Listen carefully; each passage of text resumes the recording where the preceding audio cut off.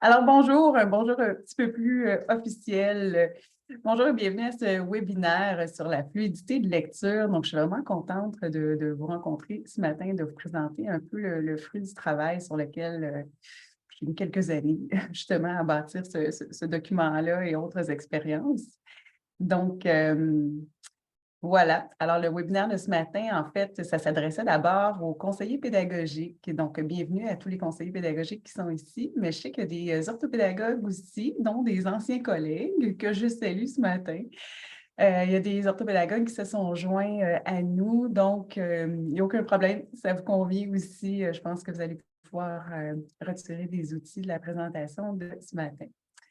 Alors, on va commencer. Je vous rappelle que c'est filmé. Donc, si vous avez des questions, juste pour garder votre anonymat pendant l'enregistrement, pendant le webinaire, bien, juste les écrire dans le chat. Alors, j'ai Emma qui travaille avec moi ce matin. Emma qui est cachée parmi vous, mais qui va pouvoir répondre à vos questions si vous avez des problèmes techniques, si vous avez des questions par rapport à la présentation. Donc, écrivez-les dans le chat à tous. Comme ça, Emma va pouvoir les prendre en note, puis m'arrêter en temps et lieu aussi. Donc, il va y avoir aussi une petite activité interactive pendant le webinaire. Alors, je vais vous demander de peut-être utiliser votre téléphone cellulaire ou encore votre ordinateur, mais bon, cellulaire, ça fait comme un deuxième, une façon plus facile peut-être d'entrer le petit jeu quiz qu'on va faire ensemble. Donc, on va créer comme des nuages de mots, tout ça. Alors, on va vous donner le lien aussi dans le chat. Alors, gardez votre chat ouvert, finalement. Vous allez avoir plusieurs liens dans le chat, puis vous allez avoir aussi des liens de téléchargement. Donc, je laisse Emma avec vous pour répondre à vos questions puis vous diriger en cas de besoin. Alors, sans plus tarder, voici.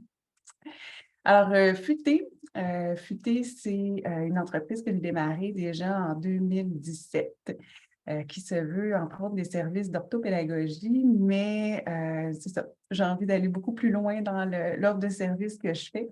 Donc, mon but, c'est vraiment d'agir pour qu'on ait de la meilleure réussite scolaire, puis rehausser aussi le taux de littératie parce on est quand même un pays riche et lettré, puis malgré tout, on a quand même un taux d'analphabétisation assez élevé. Donc, l'idée de Rafuté, c'est vraiment d'aider les milieux scolaires, mais aussi les milieux communautaires à mettre en place des facteurs de réussite scolaire. Alors, à propos de moi, pour ceux qui ne me connaissent pas, je suis orthopédagogue depuis 2003, orthopédagogue passionnée. Je suis maman de 2 ados aussi, dont un qui est dyslexique, dysorthographique. Donc, j'ai une bonne idée de ce que vivent les parents aussi avec des enfants qui ont des troubles d'apprentissage. J'ai terminé une maîtrise en éducation en recherche. Donc, je me suis intéressée au rôle de l'orthopédagogue, à l'accompagnement des enseignantes pour mettre en place des pratiques d'enseignement plus efficaces en salle de classe. Donc, ça, c'est vraiment mon dada. Je suis auteure et conférencière. J'ai travaillé avec Mathéo Monde, entre autres, pour rédiger la formation WordQ, SpeakQ. J'ai fait plusieurs conférences depuis maintenant plusieurs années. Donc, voilà, je cherche à promouvoir les bonnes pratiques d'enseignement de plein de façons différentes. Donc, je suis aussi fervente croyante de l'éducabilité de tous. Alors, je pense qu'à tous les niveaux, on peut amener tout le monde à lire et écrire au maximum de leur capacité. Et je me suis intéressée aussi beaucoup à la fluidité de lecture dans les 10 dernières années. En fait, tôt dans ma carrière, j'ai eu la chance d'avoir un remplacement en conseillance pédagogique et j'ai découvert un univers de connaissances qui m'ont comme complètement ouverte à toutes les pratiques d'enseignement efficaces. Et quand je suis retournée comme orthopédagogue, j'ai commencé à mettre en place ces nouvelles pratiques-là, ce qui était quand même assez anxiogène. Je ne savais pas trop dans quoi je m'en allais. J'étais un peu toute seule dans ça, mais en même temps, j'ai obtenu des résultats. Donc, j'ai vraiment vu les effets positifs des pratiques d'enseignement efficaces. Puis, le meilleur exemple que je pourrais vous donner ce matin, c'est justement la fluidité de lecture. On avait, à l'époque, je travaillais avec les enseignantes de 3e année et sur nos 40 élèves, il y avait 16 élèves qui étaient en difficulté de lecture, c'est-à-dire qu'ils n'arrivaient pas à atteindre les normes de vitesse de lecture. Hein. C'était les premières fois, on faisait des tests de vitesse pour tout le monde. Donc, puis là, j'étais comme, je ne peux pas faire 3, 4 sous-groupes d'élèves pour essayer de les faire progresser au niveau de la vitesse de lecture. Donc, j'avais décidé, plutôt que de faire du groupe, d'aller enseigner en classe avec les enseignantes. Et là, j'avais préparé toute une démarche d'enseignement avec un album jeunesse pour enseigner aussi là, toutes les intonations de la voix, la prosodie. Finalement, sur 4 semaines, on a appliqué ce programme d'enseignement-là et au bout des 4 semaines, il ne restait même pas 6 élèves. Donc, je n'avais même pas assez d'élèves pour faire un petit sous-groupe de 6 élèves en fluidité de lecture. Fait que pour nous, ça a été hyper révélateur et pour moi, encore plus parce que ça me donnait une petite preuve supplémentaire que les pratiques d'enseignement efficaces, quand on les met en place en classe, ça donne vraiment des résultats. Donc, il y avait sur 16 cocos, là, il y a 12 cocos qu'on avait réglé leur cas en 4 semaines seulement.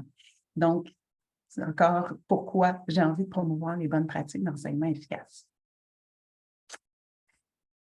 Alors, la planification annuelle de la fluidité de lecture que je vous propose aujourd'hui, c'est vraiment dans le but de vous outiller, je m'en fâche, conseillers pédagogiques et les orthopédagogues aussi, pour donner l'information aux enseignantes sur comment, pourquoi enseigner la fluidité de lecture avec des pratiques d'enseignement efficaces. J'entends souvent encore, ah, ben nous, oui, on fait ça, on fait beaucoup de surlecture. Oui, la surlecture, effectivement, c'est une des pratiques d'enseignement efficace, de l'enseignement de la fluidité, mais c'est nettement insuffisant pour amener les élèves à développer une bonne fluidité de lecture. Ça prend absolument un enseignement préalable et c'est un peu ce que je vous présente aujourd'hui. Alors, sans plus tarder, je vais vous inviter à aller sur l'application, l'application. Donc, Emma va pouvoir vous mettre dans le chat aussi le lien qui est ici. Alors, en cliquant sur le lien, vous allez accéder à une question et on va créer ensemble un petit nuage de mots. Alors ici, on va avoir les résultats de notre nuage de mots. Je vais rouvrir la question. Alors, ce que je vous demande, première question, c'est, selon toi, quelles sont les composantes de la fluidité de lecture? Alors, vous allez pouvoir répondre sur le chat et on va voir apparaître ici vos réponses.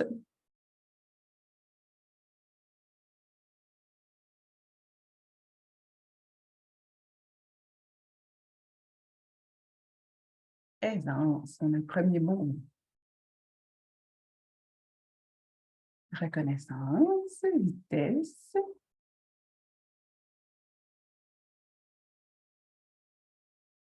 Exactitude, intonation, rapidité, oui.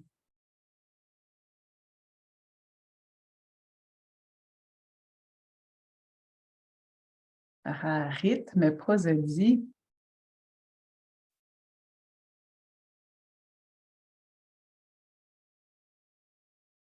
Ah, il y a encore des choses qui se rajoutent. Expression. Excellent. Donc, on a tous des bons mots qui nous servent à parler de fluidité de lecture. Alors, si je... Ah, il y a encore des choses qui rentrent. Ponctuation, oui, aussi. Vraiment intéressant. J'ai d'autres choses qui est entrées, mais je ne l'ai pas vu. Rapidité, reconnaissance. Excellent. Super. Alors, vous avez des bonnes connaissances sur la fluidité de lecture. Je vais revenir à mon PowerPoint, juste ici.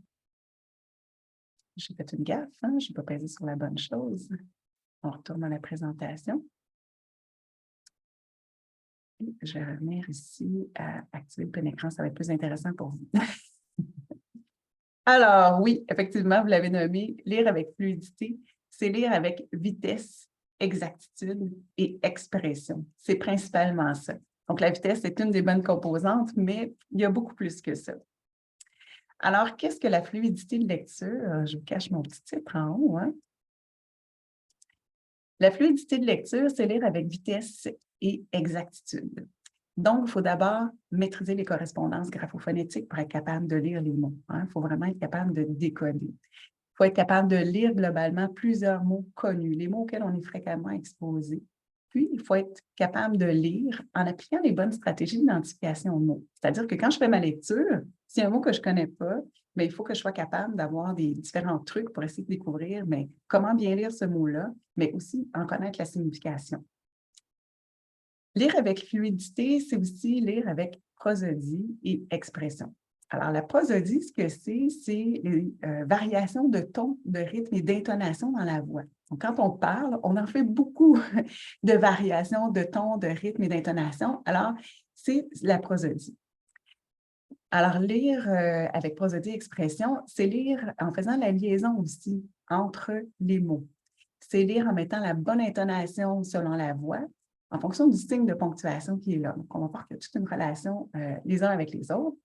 Et c'est lire en respectant les groupes de mots aussi. On parle de beaucoup de lecture par groupe de mots. Enfin, lire avec fluidité, c'est lire avec interprétation. Donc, c'est lire en faisant la voix des personnages, mais aussi en y mettant beaucoup d'émotions. C'est ce qui rend le texte plus intéressant. Donc, on se rapproche vraiment de quelque chose de plus théâtral quand on lit avec interprétation. Voilà. Alors, l'acquisition de la lecture, j'ai une autre petite question pour vous. On va aller voir ici. Alors, vous pouvez reprendre votre application pour répondre à la question. Prochaine question. Justement, quelles seraient les années clés pour enseigner la fluidité de lecture selon vous? Alors, on a tout au long du primaire, de la 4e à la 6e année, au 3e cycle, de la 2e à la 4e année ou au 2e cycle. Il faut que je passe en là, excusez-moi.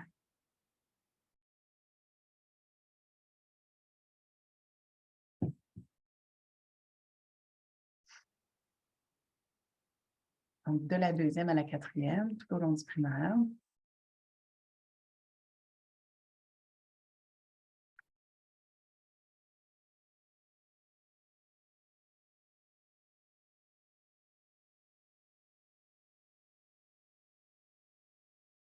Donc, on voit que la plupart des gens, c'est un peu le titre du webinaire, hein? Ou en tout cas, c'est le titre de la planification du document que je vais vous remettre. Alors oui, principalement de la 2e à la 4e année primaire, mais ça ne veut pas dire qu'on ne le travaille pas tout au long du primaire. Super. Alors, je vais revenir ici à la présentation. Alors, en fait, ici, je vous présente ce qui est le développement d'une lecture, de la lecture orale, selon Giasson. En fait, c'est tiré d'un des livres de Giasson. Alors, on a l'enfant ici au départ qui apprend à lire, hein, la lecture sous-syllabique, lecture syllabique, lecture résistante. Donc, on est vraiment dans l'apprentissage du décodage. Et ça, ici, ça se passe principalement en première année, début deuxième année. 2e à 4e année, c'est là où on va vraiment voir une lecture plus fluide s'installer chez les élèves. Donc, on voit apparaître une lecture qui est hésitante courante. Hein? La lecture, elle est fluide, mais bon, pas toujours les bons groupes de mots, ponctuation, on n'entend pas toujours les bonnes intonations non plus, des mots qui sont peut-être un peu plus difficiles à lire encore. On va accéder ensuite à une lecture qui est plus courante, donc qui est sans hésitation. On s'arrête au signe de ponctuation, mais ça reste quand même assez monocorde. Hein? Ce n'est pas tout à fait expressif, si on veut. Donc, vers la fin de la 4e année, on devrait arriver à atteindre une lecture qui est beaucoup plus expressive, où là, on va mettre vraiment beaucoup plus de ton, d'expression, d'intonation. Les groupes de mots sont adéquats aussi, donc il y a les bonnes pauses aux bons endroits. Et c'est vraiment de la mi-2e année, je dirais, jusqu'à la fin 4e année, où on voit ce développement-là de la fluidité de lecture qui se fait. Par la suite, donc plus 3e cycle et secondaire et jusqu'à la fin de notre apprentissage, on va travailler, on va acquérir davantage une lecture interprétative qui, là, s'apparente beaucoup plus là, à la lecture théâtrale d'un texte avec beaucoup d'émotions et d'intonation. Entre autres, parce que pour être capable d'interpréter, il faut inférer et pas toujours à partir d'informations explicites. Hein? Il y a beaucoup d'informations implicites qui nous permettent d'inférer, de savoir, de bien connaître les émotions. Donc, c'est pour ça que la lecture interprétative arrive un peu plus tard dans le développement.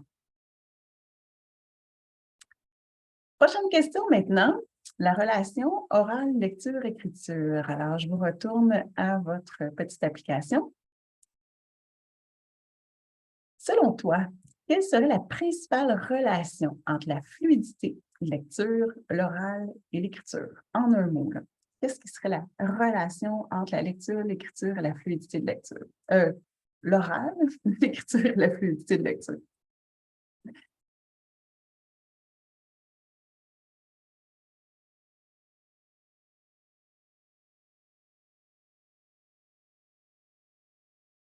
C'est une bonne question. Compréhension, recherche de sens.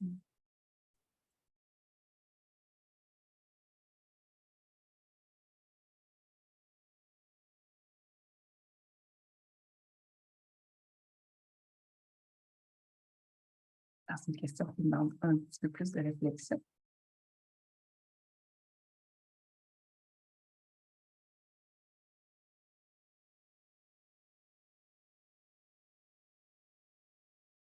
OK. On va peut-être le laisser comme ça, celle-là. Alors, moi, je vous dirais que c'est la syntaxe, la relation la plus étroite, la meilleure à établir entre la lecture fluide, l'oral. Donc, la lecture fluide, l'oral et l'écriture, c'est vraiment au niveau de la syntaxe. Là, je ne vais pas faire la mauvaise chose encore. Je vais revenir ici. Alors, à l'oral, comme je disais tantôt, on a beaucoup d'intonation dans la voix, on a des variations de ton, de rythme. Et quand on veut le transférer à l'écrit, c'est en y mettant les bons signes de ponctuation aux bons endroits. Donc, quand je mets un point, la voix descend. Quand je parle et à la fin de mon idée, ma voix descend. C'est un point. Et voilà. Et quand je mets mon gros complément de phrase devant, ma voix monte. Donc, quand je mets une virgule, c'est à cet endroit où ma voix monte.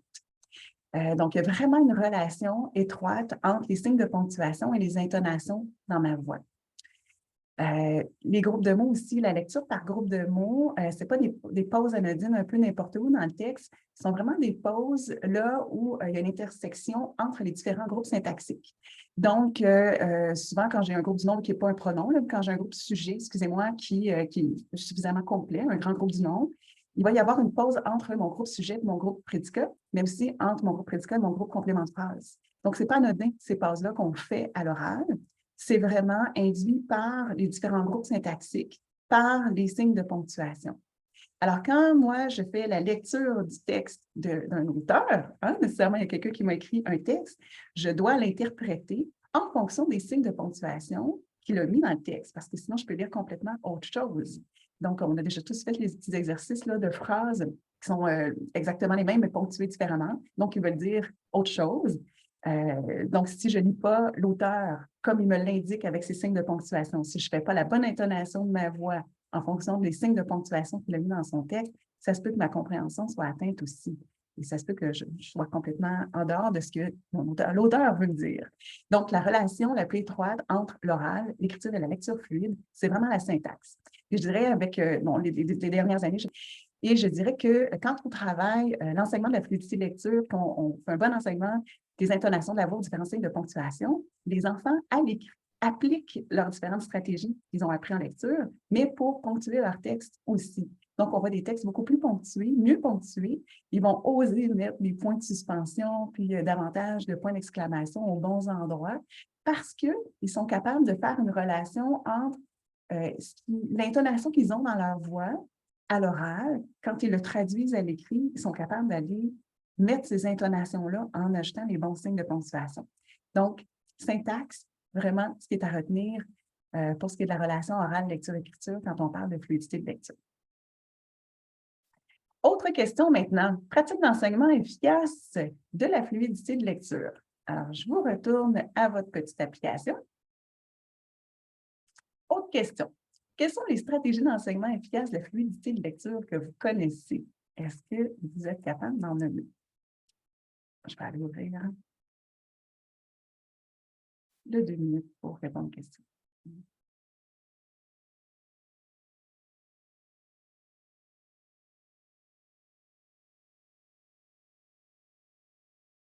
Alors, est-ce que vous connaissez les stratégies d'enseignement efficaces de la fluidité de lecture?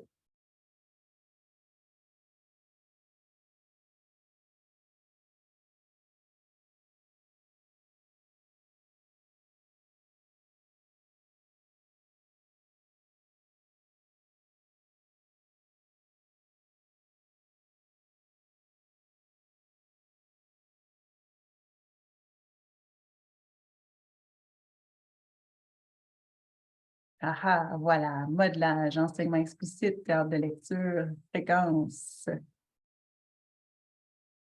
vraiment, sur lecture.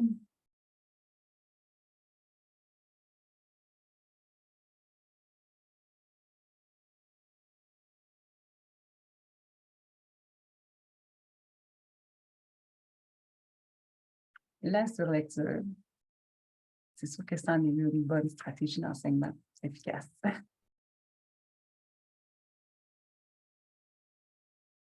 Le survol, pratique guidée, oui, vraiment intéressant. Moi, je pense qu'on manque d'imagination quand on parle de pratique guidée, hein, des fois. OK, alors vous avez nommé plein de belles stratégies.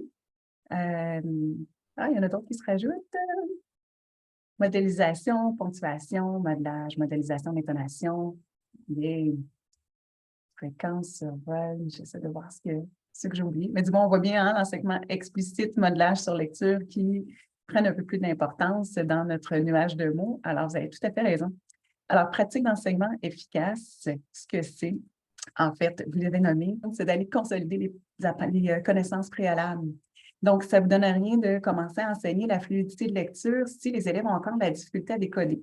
Alors, comme on disait tantôt, la fluidité de lecture s'appuie d'abord sur des bonnes habiletés de décodage et des bonnes habiletés à reconnaître les mots fréquents. Il faut s'assurer, dans un premier temps, que les élèves sont capables de faire toutes les correspondances graphophonétiques, qu'ils sont capables de lire toutes les structures syllabiques, qu'ils sont capables de reconnaître les mots fréquents aussi, avant de commencer à enseigner la fluidité. Ensuite, j'ai vu le mot fréquence tantôt. Alors, haute fréquence, c'est sûr qu'on parle toujours d'un 3 à 4 fois semaine. Donc, sur un même objet d'enseignement, 3 à 4 fois semaine. Moi, je dirais un minimum de 4 semaines parce que les programmes que j'ai sont sur 4 semaines qui ont l'efficacité, mais je sais que dans la recherche, là, on propose quand même pas mal plus longtemps, mais je pense que ça dépend du sujet au niveau de la fréquence, là, le nombre de semaines enseignées. Là, je pense qu'au niveau de la compréhension, on peut parler d'années, mais au niveau de la fluidité de lecture, un 4 à 6 semaines, généralement, quand c'est bien fait, c'est bien intensif, à haute fréquence, on est capable d'arriver à de très bons résultats. L'enseignement spécifique, avoir une intention pédagogique claire. Alors, quand j'enseigne la fluidité de lecture, je le nomme. Aujourd'hui, on apprend à faire une bonne lecture orale, puis on va apprendre à faire l'intonation de la voix au point ou l'intonation de la voix au point d'exclamation. Il faut nommer et avoir une seule intention d'enseignement euh, par séance d'enseignement pour que les enfants comprennent bien de quoi il s'agit. C'est hyper important. Enseignement systématique, ce que ça veut dire, c'est un enseignement qui est étayé aussi. Alors, je vais partir du plus simple vers le plus complexe. Alors, quand je commence à enseigner dans la fluidité de lecture, je vais commencer par enseigner les intonations au point et à la virgule. Parce que ensuite, si je vais au point d'exclamation, ben là, c'est ma voix qui est montée très souvent. Donc, comme une virgule, mais maintenue longtemps dans le temps. Quand je vais aller au point d'interrogation, beaucoup plus complexe, point d'interrogation, hein, la voix monte au mot question, redescend et remonte à la fin. Donc, j'ai plus de variations. Alors, je commence par les signes de ponctuation simples pour aller vers des signes de ponctuation qui me demandent quand même une plus grande compréhension des intonations de la voix. Je vais commencer avec un texte simple aussi pour aller peut-être vers des textes plus complexes éventuellement. Donc, c'est vraiment de graduer le niveau de difficulté, mais aussi de détailler le soutien que je vais offrir aux élèves.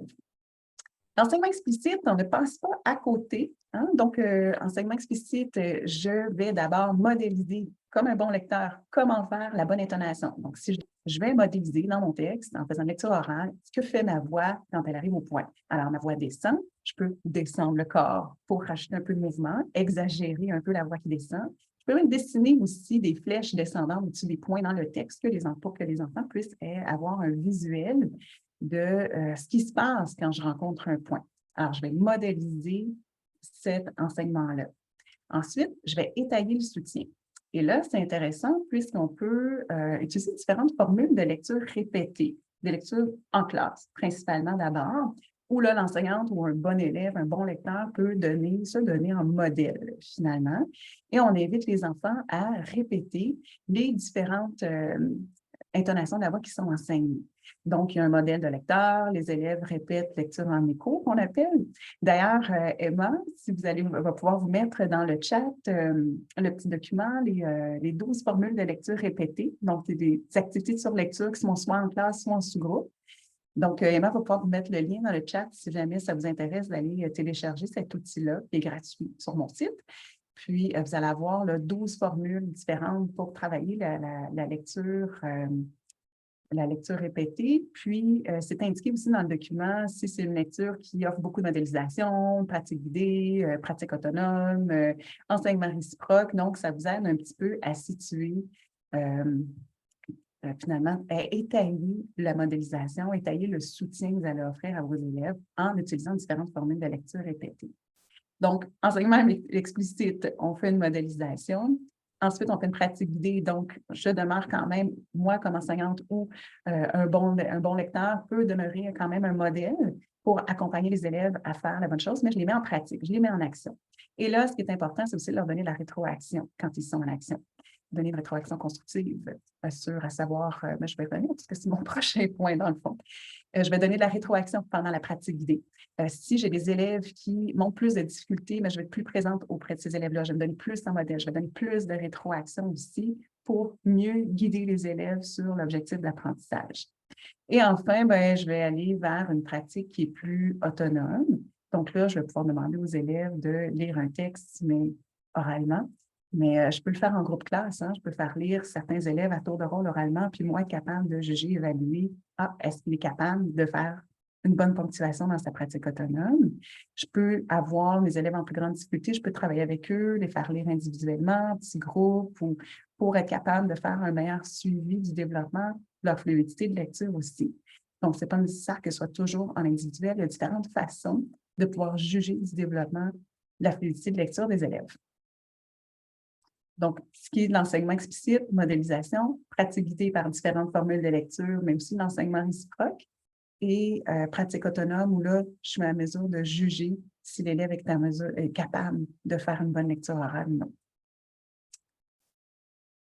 La rétroaction, elle est hyper importante. Donc, c'est à ce moment-là où l'élève prend conscience de s'il est capable ou pas de faire la bonne intonation au point, par exemple.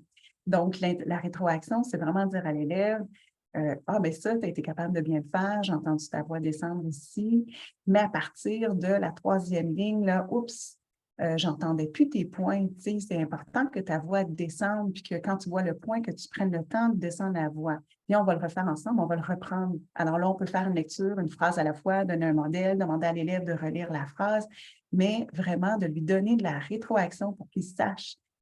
Parce que les élèves embarquent dans leur souliers, hein, puis ils continuent à mettre en place les comportements auxquels ils sont habitués. Ils ont besoin qu'on les arrête, ils ont besoin qu'on leur donne une rétroaction, qu'on les félicite, mais qu'on leur donne aussi les moyens d'améliorer leurs apprentissages.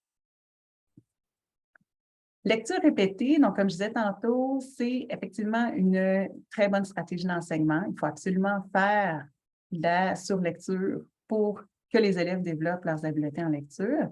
Cependant, juste de la surlecture, ce n'est pas suffisant. On risque d'amener finalement une fausse conception de la lecture dans laquelle lire vite, c'est bien lire. Mais ce n'est pas ça. On a vu que lire, c'est lire avec prosodie, expression et vitesse, rapidité, mais ce n'est pas juste la vitesse. Alors, ce qu'on veut, c'est vraiment qu'il y ait un enseignement qui soit fait, hein, avec une intention pédagogique claire et que la lecture répétée ou que la surlecture devienne une activité où l'élève réinvestit cet apprentissage-là jusqu'à être capable de le faire par lui-même. Et c'est pour ça que la lecture répétée, si on fait juste faire lire plusieurs fois un texte à un élève avec un chronomètre, je ne suis pas certaine qu'on va arriver à… En fait, je ne suis pas certaine, je suis pas mal certaine qu'on n'arrivera pas à avoir une lecture fluide, interprétative à un moment donné, ou du moins expressive, parce que tout ce qu'on veut, c'est vraiment lire les 2 minutes. Alors, il faut faire attention aux activités de surlecture qu'on donne aux élèves de la façon dont on les présente. En fait, il y a la motivation qui est aussi importante. Donc, stratégie d'enseignement efficace par rapport à la motivation, c'est utiliser des albums jeunesse, par exemple. Mais là, il faut faire attention, il faut vraiment que l'album jeunesse soit de bon niveau aussi pour nos élèves lecteurs, pas trop difficile, pas trop facile non plus, donc juste de bon niveau. Il y a toutes sortes d'activités, on en a nommé tantôt, théâtre de lecture, lire des nouvelles, se pratiquer à lire une nouvelle à la radio, s'enregistrer, ou à la télé en se filmant. J'ai vu aussi qu'il y a une enseignante qui avait fait un doublage d'un film. Donc, il fallait faire les voix sur un petit dessin animé. C'était vraiment, donc, il y avait le texte, il devait se pratiquer aussi à suivre le bon rythme. C'était vraiment intéressant comme exercice. Donc, ça peut être une finalité en soi, hein, se pratiquer à avoir une lecture fluide pour être capable de faire un théâtre de lecture ou être capable de lire un extrait de son roman préféré. Donc, il y a plusieurs activités. Et ça, les contextes réels d'apprentissage comme ça, c'est beaucoup plus motivant et stimulant pour les élèves que juste faire la lecture chronométrie aussi. Donc, si on veut développer la bonne conception de lecture, on offre les bons contextes aussi dans lesquels faire leurs apprentissages. Alors, autre question, ici, je vous retourne à votre petite application. On va parler d'évaluation de la fluidité de lecture. Alors, ici, prochaine question. Je vous demande, mais pourquoi devrait-on évaluer la fluidité en lecture? À quoi ça sert? Alors, ici, c'est un peu différent. Je pense qu'il faut écrire comme des idées. Je ne me souviens plus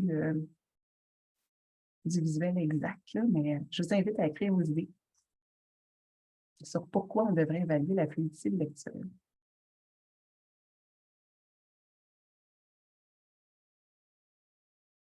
Pour comprendre.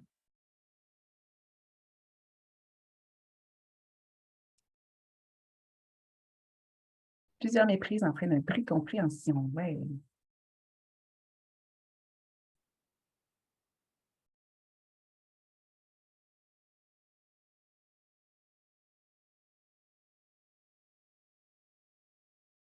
Est-ce qu'il y a d'autres idées pourquoi on devrait évaluer la fluidité de lecture? Donner une rétroaction efficace. Effectivement, si je n'évalue pas, je ne peux pas donner une rétroaction précise, du moins. Donc, si je veux que ma rétroaction soit efficace, il faut que je sache sur quoi la donner. Super.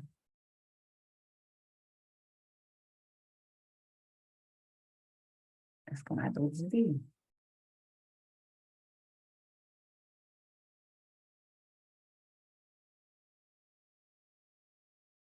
Pour arriver à inférer,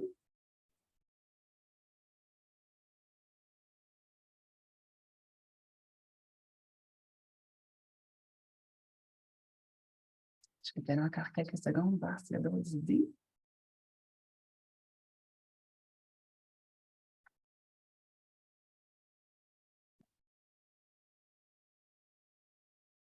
OK, alors, on va retourner à la présentation. Alors, vous aviez vraiment nommé des belles choses aussi.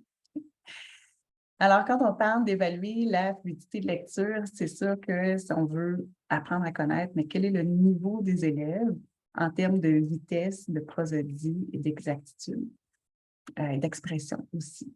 Donc, quand j'évalue la fluidité de lecture, ma première évaluation, déjà, c'est pour avoir un portrait de classe. Je veux savoir, est-ce que mes élèves euh, ont déjà acquis un certain niveau de fluidité de lecture en termes de vitesse, d'exactitude, mais aussi en termes de prosodie. OK?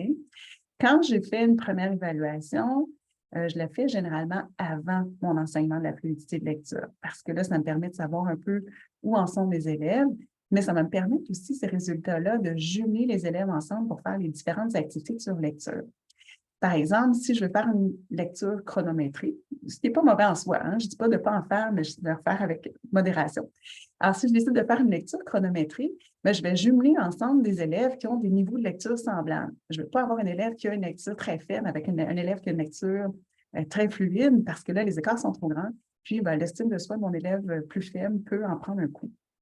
Par contre, si je veux faire des jeux de lecture dans lesquels j'ai un élève qui va modéliser ce qu'est une bonne lecture fluide à un élève qui est en plus grande difficulté, bien là, je vais inverser.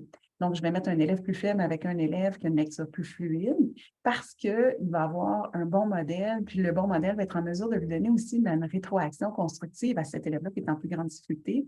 Donc, avoir un portrait de classe me permet de jumeler les élèves aussi en fonction de ce que je souhaite travailler dans les différentes activités de lecture.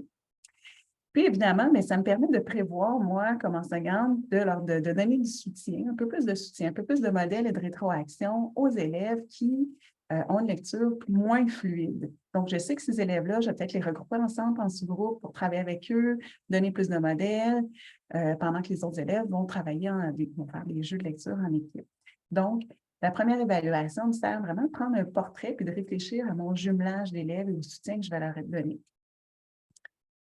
Il y aurait une deuxième évaluation ensuite qui viendrait, elle, après l'enseignement de la fluidité de lecture. Alors, après mes semaines intensives d'enseignement de fluidité de lecture, bien, je veux savoir qui a progressé et comment. OK? Alors, je veux voir le progrès des élèves. Déjà, ça nous permet à nous de voir l'effet de notre enseignant, l'effet de notre enseignement. Je vous dirais que c'est vraiment, c'est très gratifiant quand on fait un bon enseignement de la fluidité de lecture, puis qu'on refait un deuxième test, puis qu'on fait comme « Oh, OK, wow, mes élèves, là, on les écoute lire, c'est beaucoup plus fluide, c'est agréable. » En plus, la vitesse en moyenne, là, au terme des 4 semaines, là, je vous dirais que des élèves qui n'ont pas de trouble d'apprentissage de lecture peuvent atteindre jusqu'à 20 mots minutes, augmenter leur vitesse de lecture d'au moins 20 mots minutes, puis augmenter quand même considérablement l'exactitude aussi. Donc, ça peut être vraiment intéressant de faire l'évaluation de la fluidité après l'enseignement pour justement voir les effets de son propre enseignement. Et ça nous permet aussi de prévoir des activités supplémentaires et intensifiées pour les élèves qui, eux, ont encore des difficultés de lecture. Donc, généralement, la plupart de nos élèves vont progresser. Ceux qui n'ont pas de difficultés progressent, je vous le garantis. Et ceux qui ont des difficultés progressent peu. Et là, il faut penser à, mais qu'est-ce qu'on fait avec ces élèves-là?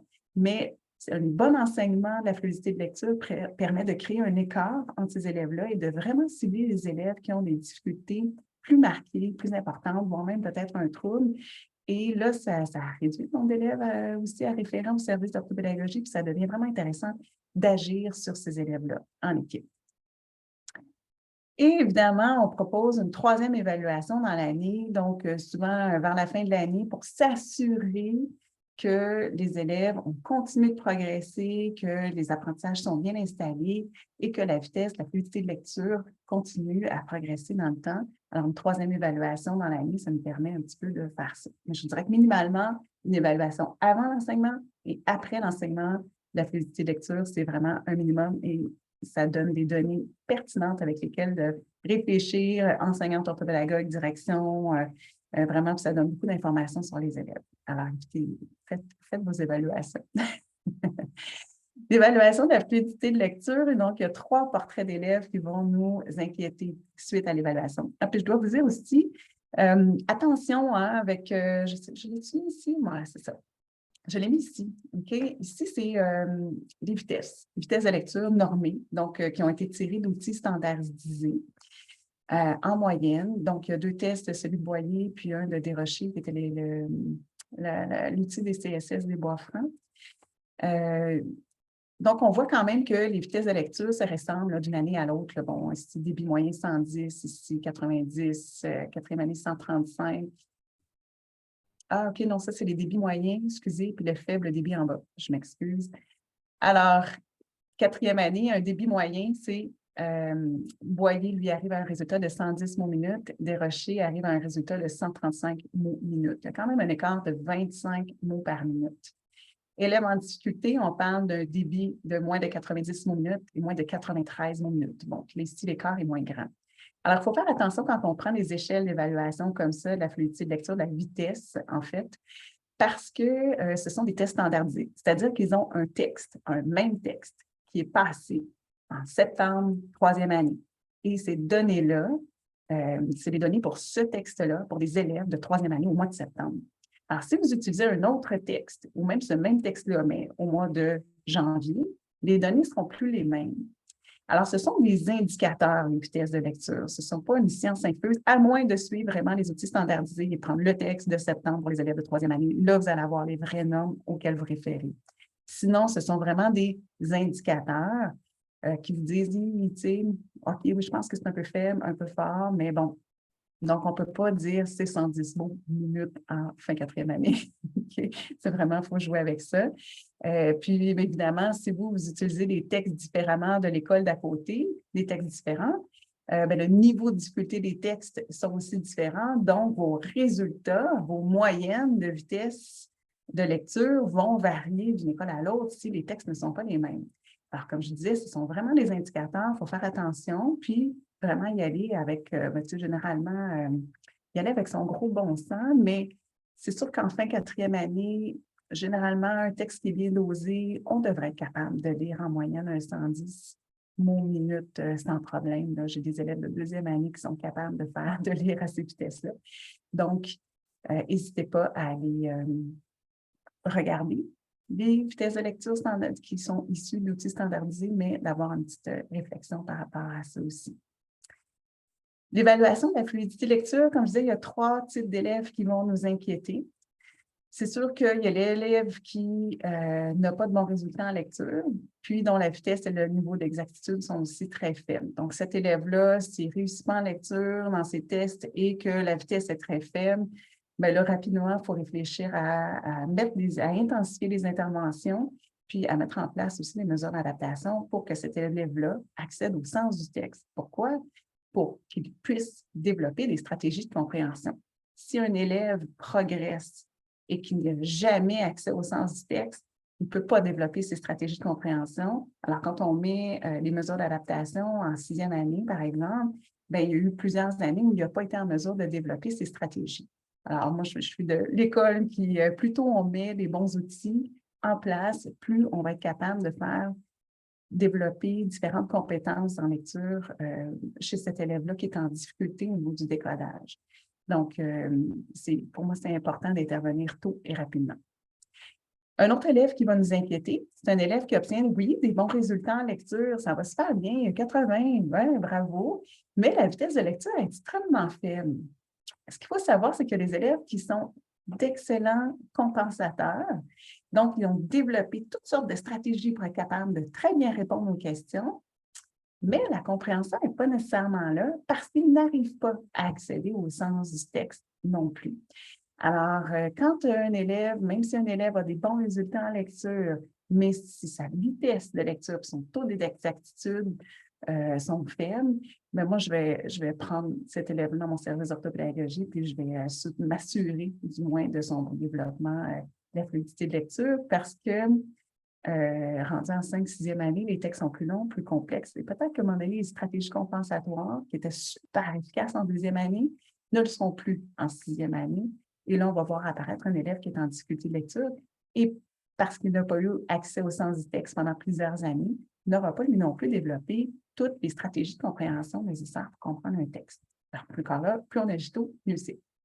Un 3e type d'élève qui va m'inquiéter, qui va nous inquiéter, c'est un élève dont la vitesse de lecture est adéquate, fine, mais qui n'obtient pas de bons résultats en lecture. Donc, peut-être que sa vitesse de lecture est adéquate, mais peut-être qu'il ne fait pas l'intonation, l'expression, la bonne prosodie. Et cet élève-là, peut-être qu'il n'est pas suffisamment axé sur le sens du texte pour le comprendre. Donc, en travaillant la prosodie, pas nécessairement la vitesse, mais vraiment plus la prosodie, on ramène l'élève à aller chercher davantage d'informations explicites et implicites pour mettre la bonne intonation dans son texte. Et ne veut pas, on travaille aussi, on développe une stratégie de compréhension de lecture de cette façon-là.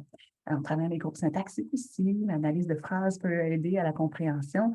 Donc, c'est un élève avec lequel on va travailler un peu différemment de notre élève qui n'a pas une lecture rapide, par contre. Alors ici, ma planification annuelle de l'enseignement de la fluidité. Donc, Emma va pouvoir vous mettre en lien le document sur la planification annuelle de la fluidité de lecture. Donc, c'est un document qui regroupe un peu tout ce qu'on a discuté jusqu'à maintenant, puis qui regroupe aussi ces tableaux-là aussi. Donc, j'ai fait une petite planification de comment moi j'organise mon enseignement de la fluidité de lecture en 2e, en 3e et en 4e année. Donc, en 2e année, étant donné qu'on se dit que les élèves sont encore en train d'apprendre le décodage et la reconnaissance globale des mots, j'ai tendance à enseigner la fluidité de lecture plus après les fêtes. Là, j'ai mis janvier à avril, mais je dirais à partir de février. Donc, le premier bloc de l'année scolaire devrait être concentré sur vraiment décodage, reconnaissance globale des mots fréquents, mais aussi les stratégies d'identification des mots, donc les stratégies d'épanage. Quand j'ai un mot que je ne connais pas, qu'est-ce que je fais? Comment je fais pour décoder ce mot-là? Premier bloc de l'année. 2e bloc de l'année, on peut commencer à enseigner tout ce qui est la prosodie, les signes de ponctuation, reconnaître les mots fréquents. Moi, je me base sur la banque de données école pour identifier les mots fréquents d'un texte, puis là, travailler ces mots-là avec des mots étiquettes, là, ou en tout cas d'autres types d'activités. Donc, c'est ça, enseigner le point, virgule, les points d'interrogation, tout ce qui est prosodie aux signes de ponctuation en 2e année, c'est un beau moment pour les mettre en place. Faire les liaisons entre les mots aussi. C'est deuxième année, on peut faire cet enseignement-là. Et reconnaître aussi quand il y a des dialogues, hein, reconnaître les signes de dialogue. C'est important d'enseigner les différents signes puis que les enfants sachent que, oh, ici, quelqu'un parle. Donc, ça, c'est important de l'enseigner. Puis, de mai à juin, on peut faire quelques petites activités, théâtre de lecture, lecture d'un extrait d'un roman ou lecture d'une nouvelle à la radio pour justement faire grandir un petit peu les habiletés en fluidité de lecture.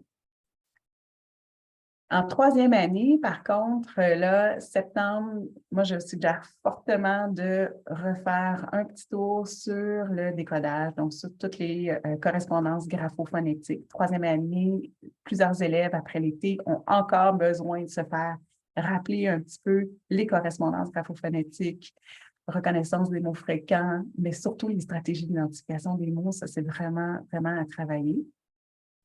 Donc, mais je propose aussi d'enseigner assez tôt dans l'année, mettre la table sur la fluidité de lecture pour pouvoir ensuite travailler davantage la compréhension tout au long de l'année, mais de vraiment octobre à février, là, pas plus tard que février, faire un bloc d'enseignement de la fluidité de lecture pour s'assurer au moins que les élèves ont une bonne prosodie.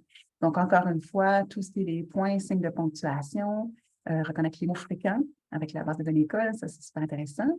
Mais aussi appliquer davantage les stratégies d'identification des mots pendant la lecture. Ça peut être vraiment pertinent à faire. Donc, les liaisons. Troisième année, on peut davantage commencer à parler de lecture par groupe de mots aussi. Donc, on a de meilleures connaissances sur les groupes syntaxiques, hein, groupe sujet, prédicat, groupe complément de phrase. On peut intégrer davantage là, la lecture par groupe de mots. Reconnaître les marques, encore une fois, des dialogues. Mais être capable aussi de constater ses difficultés, puis de s'autocorriger. Donc, de s'arrêter, oh, ce mot-là, ça ne fait pas de sens dans la phrase, je l'ai peut-être mal lu, je vais aller voir. Ah, c'est peut-être moins connu, qu'est-ce que je fais? Donc, ça fait partie aussi de la fluidité de lecture d'être capable de se dépanner et de ne pas laisser de méprise derrière. Et c'est ça. Donc, mai à juin, hein, vers la fin de l'année scolaire, encore là, on peut faire des belles activités au niveau de la fluidité de lecture, comme les théâtres de lecture, lire les nouvelles, doublage d'un film, plein de belles choses que j'ai entendues qui peuvent se faire, qui permettent de réinvestir les habiletés apprises. En quatrième année, peut-être moins besoin de consolider les correspondances graphophonétiques, mais pas les stratégies d'identification de mots. Ça, c'est important de revoir les stratégies d'identification de mots dès le début de l'année. Ce qui est intéressant avec la quatrième année, ce qui s'intègre davantage, c'est vraiment, on va travailler avec les informations beaucoup plus implicites. Alors là, on va être capable de davantage mettre d'émotion, mettre la voix des personnages, parce que souvent, ce sont des informations implicites dans le texte qui nous suggèrent si le personnage est triste, quel est le personnage qui parle? Ce n'est pas toujours écrit, là, dit papa ou dit, OK. Donc, il faut des fois deviner qui est en train de parler, à qui, avec les informations implicites du texte. Alors là, quatrième année, on est capable d'aller davantage travailler ces informations-là. Puis, on est capable davantage d'aller travailler aussi la lecture par groupe de mots, parce que là, les connaissances syntaxiques sont de plus en plus solides. On peut même utiliser les couleurs de la grammaire 3D, là, mettre le texte avec les couleurs de la grammaire 3D pour voir les groupes syntaxiques dans le texte et de déterminer un peu où vont nos pauses naturelles. Et encore une fois, plein de belles activités à faire aussi avec des albums jeunesse, lecture d'un extrait de roman, théâtre de lecture, tout ça d'ici la fin de l'année pour réinvestir, mais de manière plus interprétative, plus expressive, les apprentissages au niveau de la fluidité de lecture. Alors, si il y en a qui veulent en savoir plus, avoir plus de détails, en fait, là, sur une planification de l'enseignement de la fluidité de lecture, moi, j'ai en ligne des programmes d'enseignement qui sont vraiment clés en main. Donc, un 4 semaines où tu as tout le matériel. Je vais aller vous les montrer directement d'ailleurs, ici. Donc, sur mon site web, c'est ce que vous allez trouver. En fait, c'est vraiment une planification détaillée de l'enseignement de la fluidité de lecture sur 4 semaines. Alors, ça vient avec un album jeunesse qui est inclus dans tout ça, qui est en version numérique quand même. Là, celui qui est en ligne en ce moment, c'est avec le virus de Belinda pour les élèves de 2e, 3e année. Et il y a les 4 semaines d'enseignement avec 3 activités d'enseignement par semaine qui sont inclus aussi. Alors, si je vous donne un petit exemple de ce dont ça a l'air, Ici, si on va voir, par exemple, le chapitre 3. Alors, on a des petits tutoriels qui nous indiquent comment enseigner les intonations à la ponctuation avec le point d'interrogation, enseigner les intonations avec le point de suspension, enseigner les dialogues. Donc, il y a une vingtaine de tutoriels de 2 à 5 minutes maximum qui expliquent un peu comment faire l'enseignement. Et dans le contenu, finalement, il y a beaucoup de choses. Alors, si on va dans le chapitre 3 ici, c'est un extrait, c'est le chapitre 3 du Virus de Belinda, qui est extrait de l'album Jeunesse. Il y a 104 mots, c'est le numéro de page. Et j'ai déjà extrait aussi tous les mots difficiles, toutes les difficultés de décodage possibles. Donc, les mots irréguliers, les règles orthographiques, pas les règles, les régularités orthographiques, les règles contextuelles aussi, tous les sons complexes, les marques morphologiques aussi qui peuvent être difficiles à décoder. Alors, j'ai tout extrait ces activités-là. J'ai extrait aussi des mots étiquettes qu'il faut faire imprimer quand même, là, mais pour chacun des chapitres, il y a tous les mots étiquettes aussi qui sont déjà prêts à être utilisés avec différentes formules de jeu. Alors, pour le chapitre 3, il y a la prosodie ici qui est enseignée, qui est déjà identifiée. Il y a des activités de réinvestissement aussi qui sont déjà toutes prêtes. Donc, là, on investit au niveau de l'écriture, on en boîte, il y a toutes sortes de jeux de réinvestissement aussi qui sont déjà prêts pour chacun des chapitres. Et on a déjà tout le matériel ici qui est en version numérique, donc le texte qui est déjà extrait ici, le texte du roman qui est déjà extrait. On a les mots étiquettes qui sont prêts à être imprimés. Comme je disais tantôt, les mots difficiles du chapitre 3. Donc, il y a des activités interactives aussi pour travailler les stratégies d'identification de mots, les dialogues, pour travailler les liaisons aussi. Donc, il y a vraiment toutes sortes de jeux ici, de façons de travailler les stratégies d'identification de mots. Ceci, c'est une autre activité interactive là, qui parle de trouver les dialogues. Il y a des fiches de rétroaction qui sont incluses aussi, donc pour nous aider à donner de la rétroaction aux élèves, mais pour que les élèves puissent se donner de la rétroaction entre eux. Et des intonations selon la ponctuation. Donc, on voit tous les symboles pour travailler la voix pendant les lectures qu'on fait avec les élèves. Chaque activité, les petits vidéos comment faire l'enseignement. Et on a le contenu de l'activité. Alors, si je fais l'activité du chapitre 3, la troisième activité du chapitre 3, ça dure 40 minutes. Et ici, en un clic, j'ai vraiment mon activité interactive qui est ici, que je peux présenter directement aux élèves. Et j'ai ma planification détaillée. Alors, au début, je projette l'activité qui parle. Encore une fois, tout ce qui est en vert, j'ai juste à cliquer dessus. Oups, c'est pas le bon lien, excusez, il y a encore une petite correction à faire. Mais tout ce qui est en vert, je clique dessus puis ça apparaît. Donc, dans ma planification, j'ai ici, par exemple, mon tutoriel pour comment faire les voix. Là, j'imagine que je ne vous ai pas partagé le son. C'est moi qui ai le contrôle sur le son. Bref, il y a des petites vidéos. Donc ici, on a une vidéo de 4 minutes qui nous sert à voir un peu comment travailler. Dans ce cas-ci, c'est l'activité interactive pour travailler les dialogues. Donc, on voit un peu comment enseigner les dialogues et généralement, c'est tourné avec des enfants. Dans ce cas-ci, je n'en ai pas, mais dans la plupart des vidéos, là, j'enseigne aux enfants directement. Donc, ça permet de voir vraiment comment mettre en place des pratiques d'enseignement efficaces à même le texte, donc à même le contenu de la planification détaillée. Donc, ça vous permet de partir en classe, d'avoir déjà les images en tête de comment faire, tout le matériel est prêt, tout est là. Puis vous avez aussi un lien pour communiquer avec moi aussi s'il y a des gens de questions, ne savent pas comment faire. Moi, je suis disponible comme conseillère là, justement à vous aider à mettre tout cela en place. Donc, ça vient avec tout plein d'activités. Il y a même il y a des jeux de lecture. Comme ici, on a le jeu de Stan Lafreux. Donc, les répliques de Stan Lafreux, en fait, là où on pige une carte, il faut faire la voix du personnage et l'émotion qui est inscrite aussi sur la carte pendant qu'on fait la lecture de notre phrase. Ça, c'est un jeu que les enfants aiment beaucoup faire. J'essaie de rendre les choses très motivantes, interactives, faire du travail d'équipe aussi. Et pour les enseignantes, mais il y a aussi toute la planification détaillée, là, des petits cartons comme ça. Donc, chaque séance est résumée. On peut l'avoir sur le coin du bureau. Il faut avoir sur le TMI directement la planification détaillée qui est ici avec les liens. Je sais qu'il y a des enseignantes qui ont montré des vidéos aux élèves aussi pour qu'ils puissent voir comment faire la lecture par chaîne de mots ou encore le jeu qui dira le dernier mot. Donc, même la portion avec les élèves, là, ça peut être présenté aux élèves pour voir un peu comment faire les différentes formules de lecture répétées. Alors, grosso modo, c'est le programme d'enseignement qui est en ligne en ce moment. Puis aussi, ce que je voulais vous montrer, chose qui est intéressante et qui est vraiment appréciée, j'espère que je ne donne pas trop mal au cœur.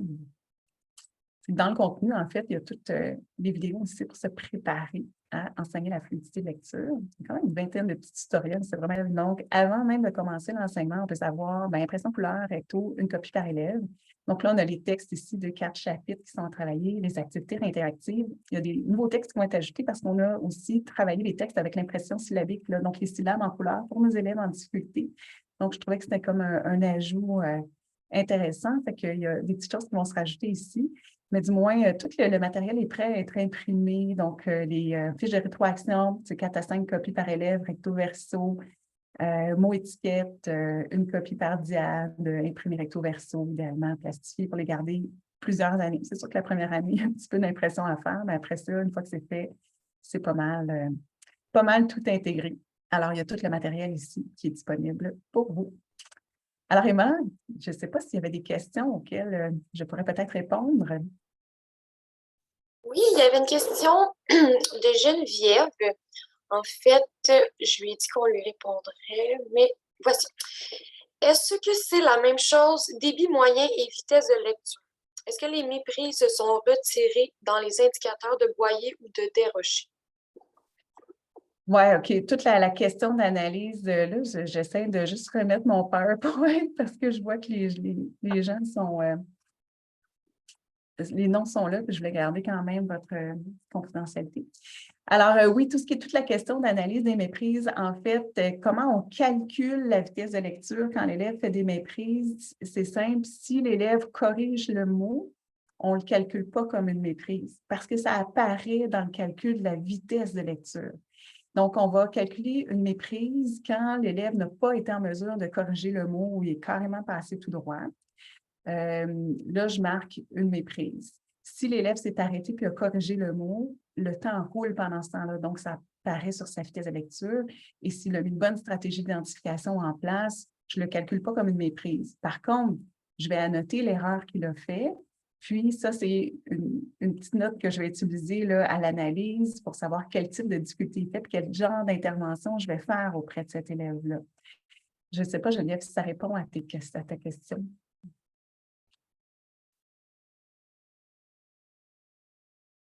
Est-ce qu'il y avait une autre question, Emma?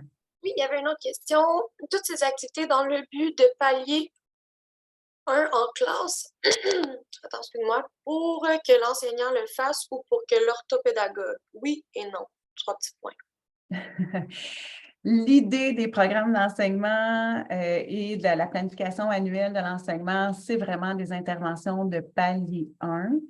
Je sais qu'il y a beaucoup d'écoles qui, beaucoup, je ne sais pas combien, mais en tout cas, il y a des milieux qui prônent le co-enseignement, donc l'orthopédagogue qui est en classe avec l'enseignante.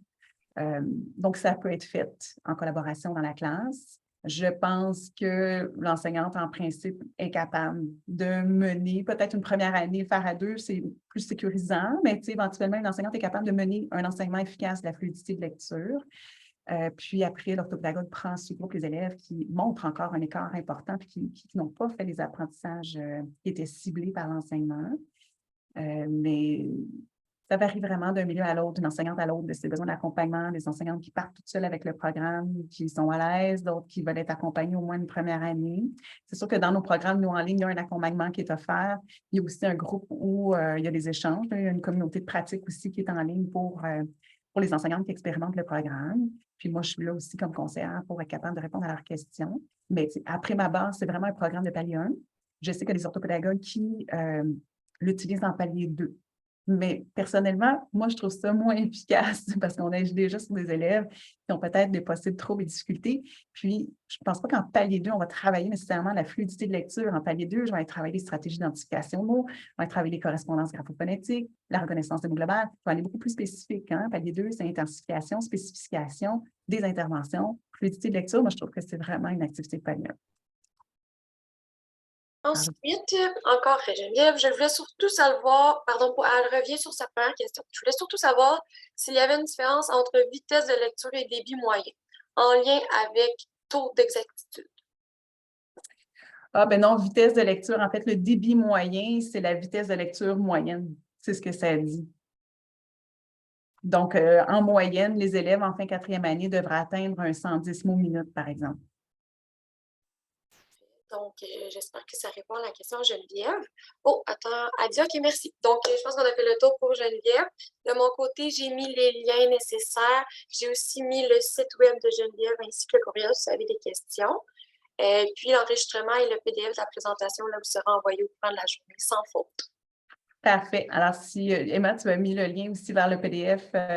Oui, le dernier, oui, l'enseignement de la fluidité, oui, exactement. Alors, c'est ça. Donc, comme je disais tantôt, tout ce qui vous a été présenté comme contenu aujourd'hui se retrouve dans le document ici, qui est un document que vous pouvez faire partager, qui était à offrir à vos collègues enseignantes et autres. N'hésitez pas.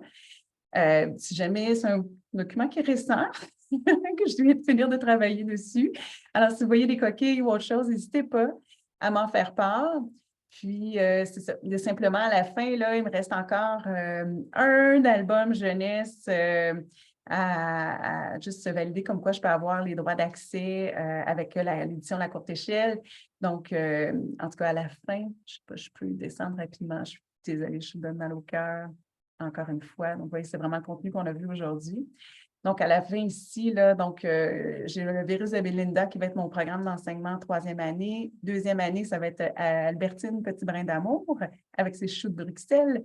Et puis, j'attends la confirmation des droits d'auteur pour les droits d'utilisation finalement du troisième album pour le programme de quatrième année qui devrait sortir cette année. Donc, c'est les nouveautés. Ce qui est en ligne en ce moment, c'est vraiment le virus de Belinda qui s'applique très bien à une classe de troisième année, mais fin deuxième année aussi. Donc, si vous voulez aller jeter un œil sur le site web, n'hésitez pas, ça va me faire plaisir. Si vous avez des questions, vous pouvez m'écrire. Une question sur mes programmes, oui, évidemment, mais toute autre question sur la fluidité aussi, ça va me faire plaisir d'échanger avec vous puis de pouvoir partager mes expériences des 10 dernières années. Alors, je vous remercie beaucoup, tout le monde, d'avoir assisté à ce webinaire. J'espère que vous en avez retiré quelque chose. J'espère que les outils que je vous propose aujourd'hui vont pouvoir vous aider, soit les 12 formules de lecture répétées qui sont sur le site web et la planification détaillée d'enseignement qui est ici. Puis, mais voilà, n'hésitez pas à m'écrire si vous avez des questions, ça me fait vraiment plaisir.